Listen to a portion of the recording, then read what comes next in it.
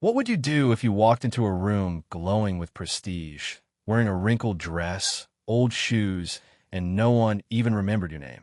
Would you lower your head and leave quietly, or walk forward like you belonged there all along? In a world where appearance defines everything, a woman who seemingly had nothing silenced the entire fashion industry with just one piece of music and a single sentence. She wasn't a star. She had no powerful connections.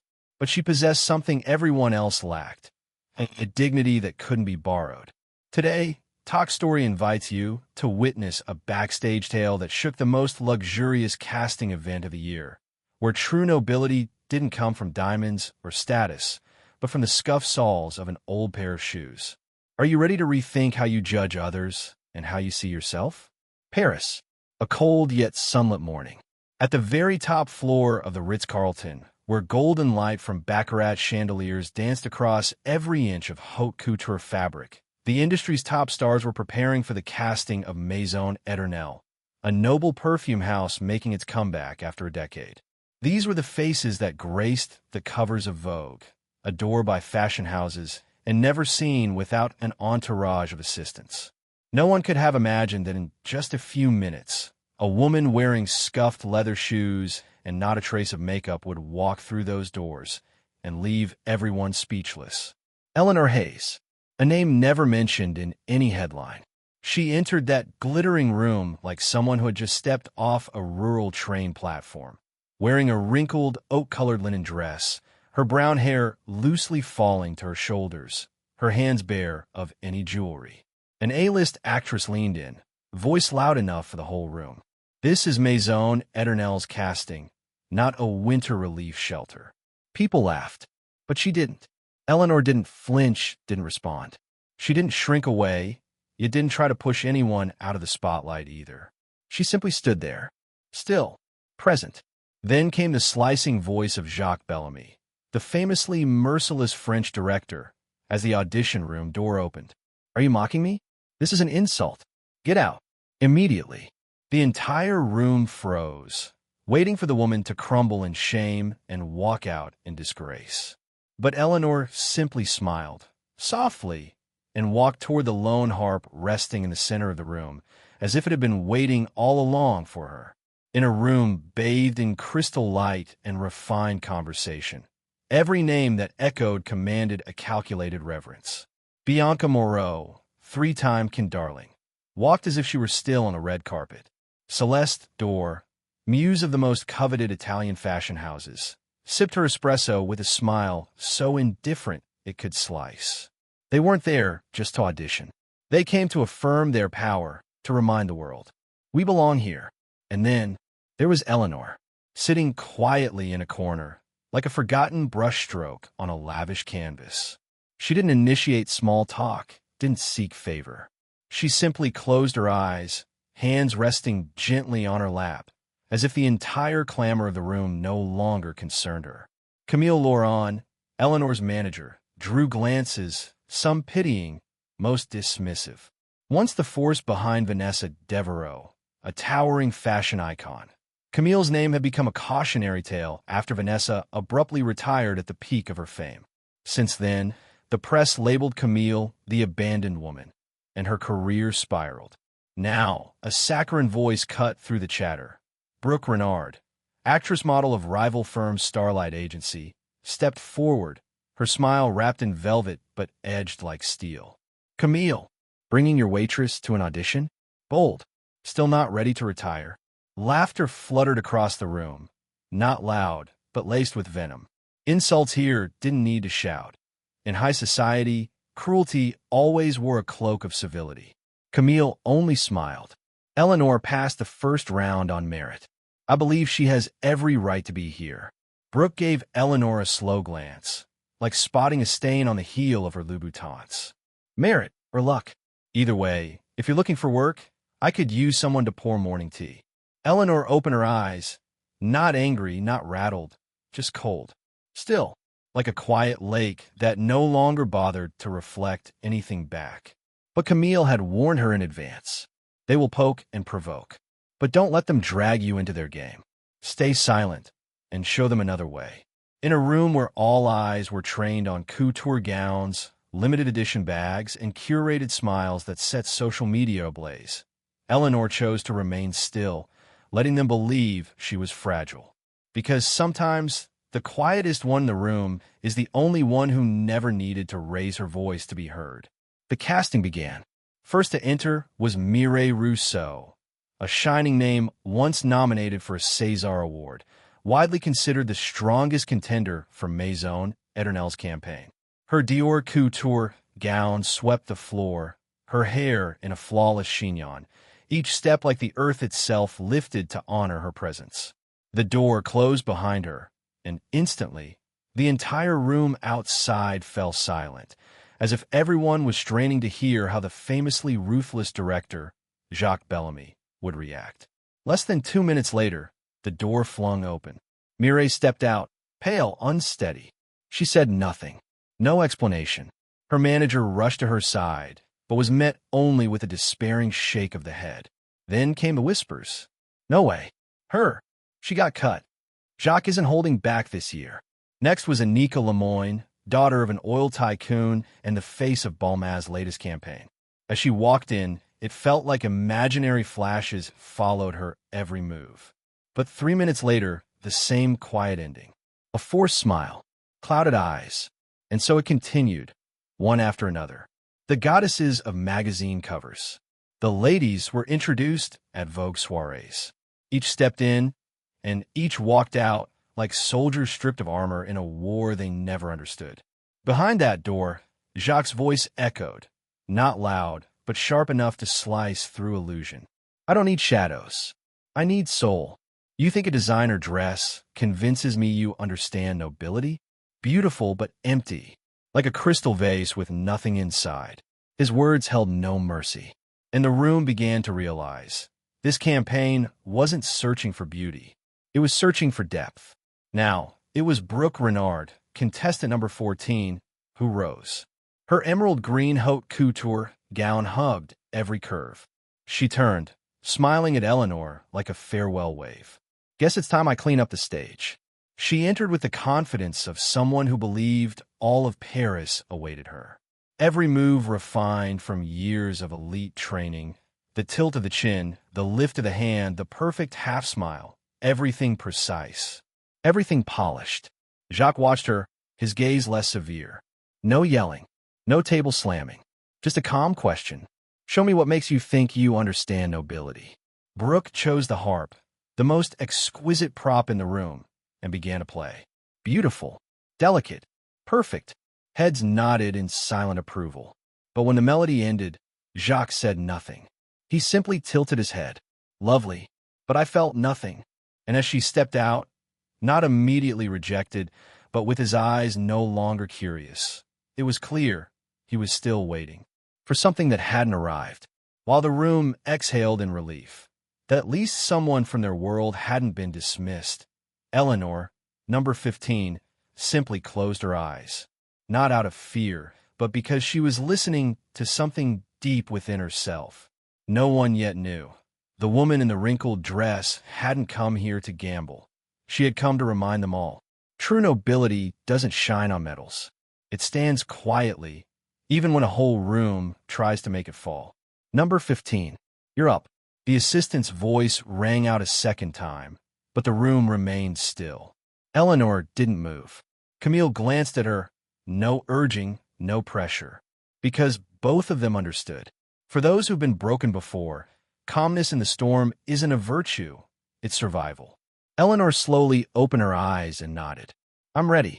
She rose amid a sea of mocking and doubtful stares, like a woman walking into the fire. No one stopped her because they believed Jacques Bellamy's wrath would be a cruel yet entertaining spectacle. A demonstration of what happens when someone dares to dream without designer labels. The door closed behind her, and, just as expected, Jacques' voice cracked like thunder on a clear day. God, is this a joke? Are you mocking me? Mocking Maison Eternelle? Get out now. Out in the hallway, Brooke chuckled, sipping juice handed to her by her assistant, as if she were enjoying the predictable final scene of a film she'd already seen. But inside, Eleanor didn't flinch. She didn't turn around. She didn't explain. She didn't bow. She simply walked, quietly, to the harp at the center of the room, the very one Brooke had played just minutes earlier. "Don't touch the props," Jacques growled. But just then, a melody rang out. Pure, unvarnished, haunting. It wasn't the same showy ballad Brooke had chosen. It wasn't a glittering showcase of technique. It was Shenandoah, an old American folk song, one of the hardest ever written for harp. Not for its complexity, but for its depth. It's easy to play, rare to make someone feel. Jacques froze, a step left untaken, a scolding swallowed mid-breath. He stood, unmoving. His eyes traced Eleanor's every movement, her fingers flowing over the strings, unhurried but precise, like a soul from another lifetime whispering through the notes. And when the music ended, the room fell so silent that Jacques could hear his own exhale. He stepped forward, close enough to see every scuff mark on her worn leather shoes. "How long did you take to learn that piece?" Eleanor looked up, her voice soft enough to disappear into the air. "A month, and I only learned that one." Jacques said nothing for a long moment. Then finally, his voice came, lower now, no longer harsh. "You weren't trying to prove you're noble." "I don't need to. I just needed to be heard." And that was the moment, not when she played, not when he was stunned by her skill. But in that quiet answer, Jacques Bellamy knew. He had just found a face Maison Eternelle had been waiting 10 years for. Jacques Bellamy reached for the file the assistant had just placed on the table, his eyes never leaving Eleanor. But the name printed on the folder made him freeze. Eleanor Vian. His brow furrowed. "Wait, Vian, you played Camille in La Dernière Lettre, didn't you?" Eleanor nodded. "It was my first and last role, before my mother fell ill." Jacques stood still. La Dernière Lettre is a quiet, low-budget art film, released with barely a whisper and lost in the sea of cinema. But for those who had seen it, the character Camille, the orphan girl who wrote letters she never sent, left a scar that never fully healed. Jacques hadn't just seen it. He had wept in the theater that year, alone, with no one knowing. But he never looked up the actress's name. He assumed, if someone could perform like that, surely she'd already be a star. Yet here she was, standing in front of him, in a wrinkled dress, wearing scuffed shoes, with eyes that didn't ask for recognition because they didn't need to. "I should have remembered your name," Jacques murmured, voice hoarse. "I should have never let you be forgotten." Eleanor smiled gently. "Sometimes disappearing is how you survive. I don't need to be remembered. I just want to walk in as myself for once." He looked at her for a long, silent moment, then turned to his assistant. "Call the media team.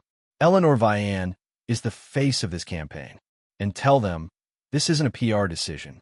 It's an artistic one." Out in the hallway, the other contestants began to murmur. Eleanor had been in there too long, and oddly, there were no outbursts. Brooke tried to maintain her poise, but the way she gripped her glass gave her away. Then the door opened. The assistant stepped out. "The casting is over. We found our ambassador." All eyes turned to Brooke. A few had even begun congratulating her. But then the assistant continued. "Congratulations, Miss Eleanor Vian. She will be the new face of Maison Eternelle." The room went still. Applause died before it could begin. Brooke froze. That can't be right. This must be a mistake." But no one answered, because in that room, they all knew this wasn't a mistake. This was the moment when truth returned to its rightful place. The grand lobby of the Maison Eternelle Tower had always echoed with praise, proud footsteps, and the polished laughter of the elite. But today, it was filled with a different kind of sound, an awkward, stinging silence. Brooke Renard stood frozen. The lips that once curled proudly were now stiff like wax. She had already made the call to boast of her win. She had begun planning her Vogue cover shoot. And now, the chosen name was Eleanor Vian, the woman they had whispered, dressed like she was homeless. The same eyes that once laughed with Brooke now quietly retreated. No one wanted to be caught near the explosion brewing behind her eyes. She marched toward the assistant, her movements robotic and unsteady. "I want to speak with Jacques. He's currently working with Ms. Vian on the contract," the assistant replied calmly. He said once people see the campaign, they'll understand. Every word landed like a blade against Brooke's pride. And then the murmurs began, not about her, but about Eleanor. Eleanor Vian? My God, that's the actress from La Dernière Lettre. I cried watching that movie. How did I not recognize her? She must have gone off the radar after something tragic. And now she's back. What a stunning return. Some who had mocked Eleanor earlier slipped away quietly. Others, the ones who once ridiculed Claire Dawson for being past her prime, were now realizing she had quietly backed the right woman all along. In a corner of the hallway, two young actresses sat stunned. They had laughed the loudest when Eleanor walked in. One of them muttered, with no trace of sarcasm, "I think I need to relearn how to see people." Meanwhile, on the top floor, Jacques and Eleanor stood together, selecting the first image for the campaign. He was no longer the cold, exacting director. He was an artist, trembling, because after years of searching, he had finally found his true muse. "I won't dress you up," he said. "We'll keep that dress, that hair, because you don't need to be retouched. You are the message this brand has been waiting for." Eleanor nodded, calm. To her, the victory wasn't being chosen. It was remaining herself until the end. No bowing, no vengeance, no performance. And sometimes what makes others bow is simply your quiet refusal to. 1 week later, the first image from the Maison Eternelle campaign, "Nobility is Within," was released. It wasn't a studio shot. There were no lavish gowns. It was simply Eleanor Vian, wearing the same wrinkled dress, sitting beside a harp in an empty room. Light spilling gently over her loose hair, her eyes distant, untouched by edits or filters. Just a raw, powerful moment. The fashion world exploded. Who is she? This beauty, it doesn't come from makeup. It comes from something you can't touch. The press scrambled to find Eleanor. Perfume houses rushed in with offers, but Jacques Bellamy had secured exclusive image rights. "She doesn't belong to anyone," he said. "She is the declaration this brand stands on." Eleanor's inbox flooded, not with fan letters, but with messages from people who had once been misjudged. People who had walked into rooms and been scanned head to toe. People are rejected simply for not fitting a mold. Brooke Renard faced a very different fate. At the premiere of her new film, she was booed. A viral hashtag swept through social media. Hashtag look like Ellie, feel like royalty. Don't dress like a princess. Live like Eleanor. Brooke lost contracts. Starlight Entertainment temporarily shut down her profiles due to backlash. And on a talk show, when asked, "Do you have anything to say to Eleanor?" she was silent for a long moment, then finally said, "I was wrong." Meanwhile, Claire Dawson, once dismissed as washed up, was now praised as a genius in talent revival. Top brands sought her out. But for Claire, success wasn't in headlines or partnerships. It was in a quiet moment on the company balcony, handing Eleanor a cup of tea, smiling softly. "Thank you for letting me believe again." Eleanor smiled in return. "You were the first to see me. I've just been trying not to let you down." Months later, the Nobility is Within campaign launched globally. There was no grand soundtrack, no flashy effects, just a simple frame. Eleanor Vian, standing in a worn wooden room, one hand resting on a harp, eyes fixed straight into the camera. She spoke only one line. "Real nobility isn't about how the world sees you. It's how you hold yourself when the world refuses to." That line became iconic, not just for the campaign, but for an entire new era, where beauty was no longer measured by the price tag on a dress, but by the quiet strength of the one who wore it. At a prestigious advertising award ceremony honoring Maison Eternelle, Jacques Bellamy stepped on stage, but declined to accept the award. "I'm just the storyteller," he said. "The one who truly made us silent was her." The entire room rose to their feet when Eleanor appeared. No ball gown, no pearls, still the same simplicity, but this time, no one called it plain. They called it silent power. Eleanor bowed. She said nothing, but everyone understood she no longer needed to prove anything, because those who once laughed at her were now the ones clapping. Days later, a short video went viral across social media. It showed Brooke Renard. No makeup, no entourage, quietly laying a bouquet of flowers at the doors of an old cinema that once screened La Dernière Lettre. In the grainy footage, she stood staring at the poster bearing the name Eleanor Vian. For a long time, she said nothing. She just bowed deeply. Eleanor never had to win by striking back. She won by standing still and letting the world transform in the undeniable presence of someone who never asked for permission to exist. The story of Eleanor Vian wasn't just a triumph under the spotlight or a rise to fame. It was a quiet, yet powerful reminder that true worth isn't defined by how we dress, but by how we walk when the world turns its back. So what's the lesson here? It's this. You don't need to look like anyone else to be seen. You just need to look like yourself and hold on to that, even when others don't believe you belong. Eleanor never shouted to be heard. She let her talent and dignity speak for her. In a world obsessed with brands and surface glitter, she proved real dignity needs no embellishment. From a personal perspective, I believe it's people like Eleanor, the so-called ordinary ones, who keep our faith in fairness alive. They remind us that sometimes those who are overlooked are the very ones who bring about the greatest change. So if you've ever felt not good enough, if you've ever been judged by your appearance, your background, or your silence, remember this. Eleanor once was too. And she didn't try to become someone else. She simply chose to be herself at the right time in the right way. If this story moved you, leave a comment to share your thoughts. Hit that like button, share this video with someone you care about, and don't forget to subscribe to Toch Story so you never miss another soul-stirring, inspiring story like this one. Because sometimes just one story can change the way you see the entire world.